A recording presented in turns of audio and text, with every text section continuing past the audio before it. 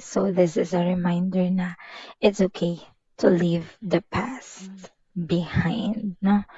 You don't have to carry it over in your present and most especially in your future.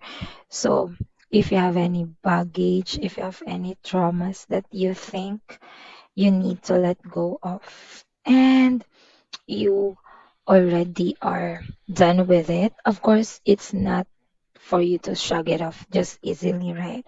You have to deal with it. But of course, most importantly, you have to pray about it so that you would be healed by it or you would be healed from it rather, Prayer is the most important thing.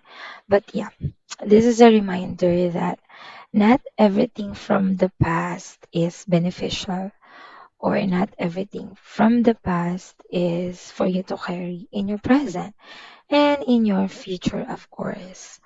And may you continue to live, especially for my younger sisters there.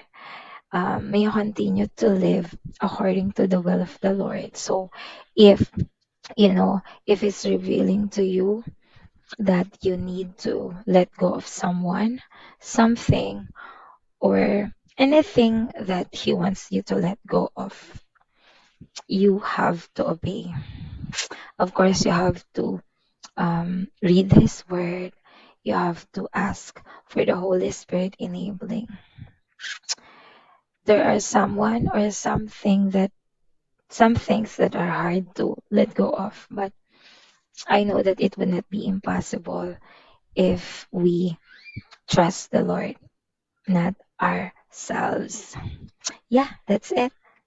Bye, sisters.